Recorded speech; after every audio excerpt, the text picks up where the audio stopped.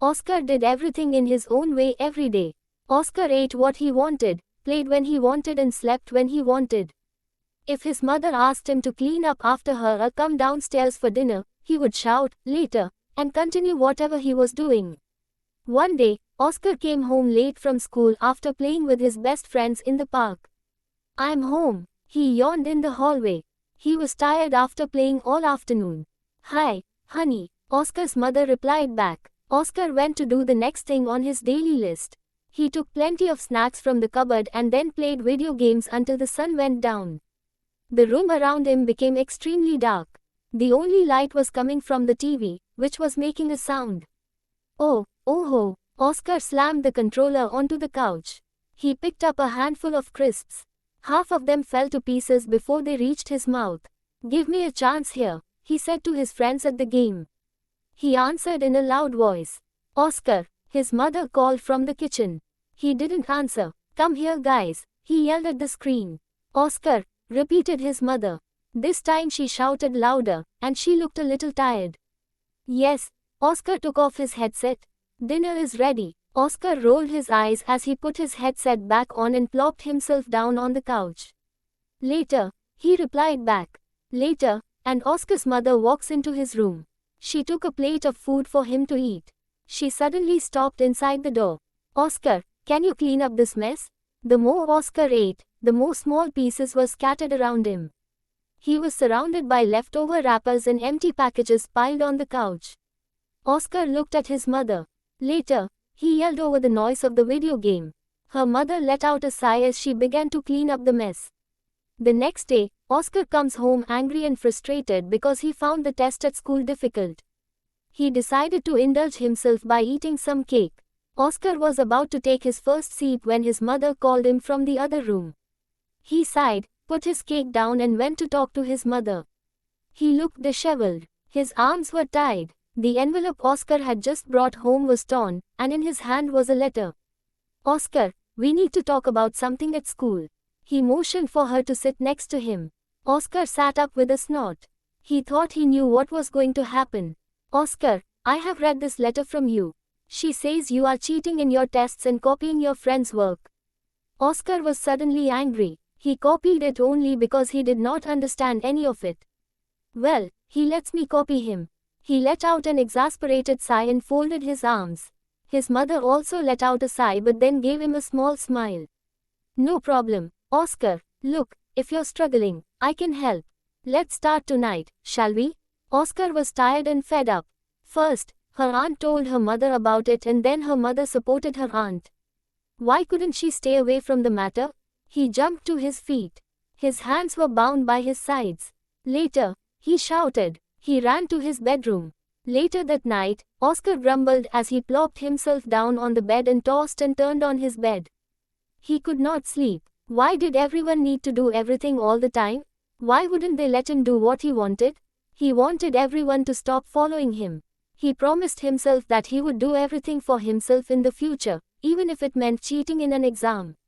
That night Oscar dreamed that he was eating his favorite snacks and playing in the park with his best friends all day. The next morning Oscar woke up from a deep sleep. Outside his window, a thunderclap roared. The rain fell hard on the glass. "Mom," Oscar called into the silent house. Silence answered him. He ran downstairs but no one was there. Oscar just shrugged. Sometimes his mother was called to work at the last minute. She usually left him a note to tell him that she had made his favorite breakfast and wrapped it up and placed it on the counter. He looked around but didn't see any notes or snacks. "Oh good," Oscar said aloud to himself. He grabbed his favorite snacks for breakfast. Oscar begrudgingly goes to school, remembering that he has another test that day. When he got to class, he realized that the friend he usually copied from was nowhere to be found. He hadn't told Oscar he wouldn't be there. It seemed he hadn't even told the teachers. When Oscar asked them, they were completely clueless. Oscar wasn't too happy to come home after school that day either. He was unhappy because of the exam. Oscar hated the rain, but it didn't seem like it was going to stop. The rain meant he wasn't able to stay outside and play, but the friend he wanted to hang out with was also gone. So there was no one to play with anyway. "Well, at least I'm home now," he thought. "I'm back. he announced to the empty house. His mother was still nowhere to be found. The smile disappeared from Oscar's face. It was strange. Usually, if his mother was away from home for a long time, she would arrange for someone else to take care of him. He shrugged. I'll worry about that later, he told himself. He started playing his favorite video game. He ate a lot of snacks, skipped dinner, and slept late that night. It's morning. Wind and rain pounded and pounded against Oscar's window. It's Saturday. Oscar rose with an excited smile. He remembered that he and his mother had been planning a day out for weeks. Oscar ran downstairs but stopped when no one was there. At last, he began to worry. That day Oscar looked everywhere his mother could go. He called everyone he knew but no one answered. He asked around town, but because of the rain, hardly anyone was around. None of the people Oscar knew and could find had seen his mother. Oscar returns home feeling disappointed. He realized he was crying as he looked for something to eat under all the mess in the kitchen. The house was a disaster. Oscar couldn't even find his favorite toys under so much garbage. Oscar was too upset to sleep that night. He looked at the sky through the window. I am sorry. I am so sorry, he said aloud. I didn't mean for everyone who cares about me to leave. I wanted a break, but not like this. I want everything to go back to normal. Please, please, I didn't mean it like that. The next morning, a bright sun shone on Oscar's sleeping face. He woke up feeling refreshed. He had forgotten everything for a moment. Suddenly he remembered. Oscar ran downstairs, jumping 2 flights of stairs at a time, trying to avoid falling as he called out to his mother. Seeing her, he stopped on the landing. She smiled as he ran to hug her. You are back, she cried. She laughed and held him tightly. Have you had a bad dream, John? He shook his head as he hugged her tightly and she laughed loudly. Oscar missed that laugh. Come on now, it's Friday, get ready for school or you'll be late again. Oscar kissed her on the cheek. Later, was on the tip of his tongue. It was such an old habit. However, he took a deep breath and said, okay, I just get ready.